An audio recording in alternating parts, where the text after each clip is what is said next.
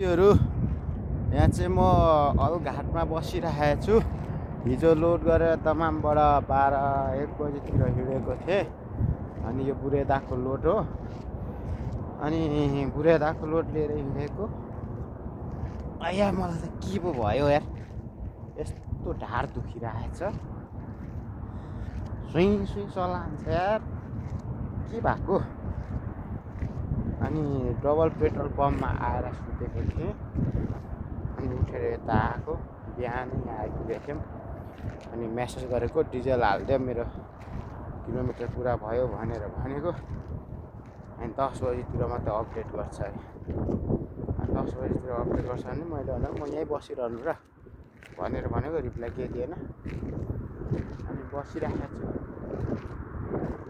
अनि अब खै टाइममा बराबर डिजल दिएको, टाइममा टाइम पुग्नु मिल्छ। दिँदैन डिजल छैन, डिजल दिन्छ नापिदिन्छ। अनि अब आफूले भने जस्तो हिँड्नु पाइँदैन, बिस्तारो हिँड्नुपर्छ। पुग्नु त म हिजो राति पनि पुग्थेँ, त्यही डिजलको कारणले गर्दाखेरि म चाहिँ बिस्तारो हिँडेको। अनि के गर्नु, कुदाएर मात्रै के गर्नु, पुगेर मात्रै के गर्नु।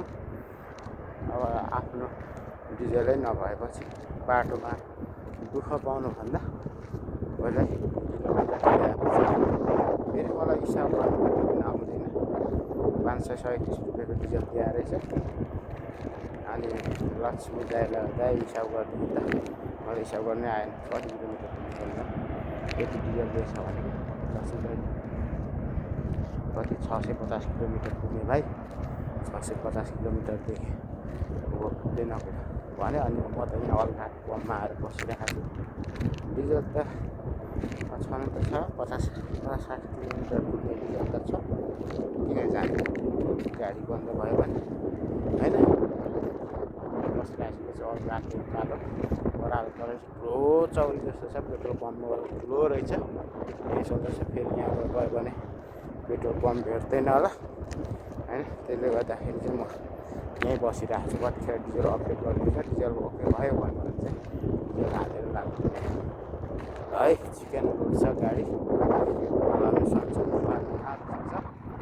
अलिक गाह्रो भएको छ। यस्तो ढाड यस्तो सला हानेछ, के भएको थाहा छैन यार।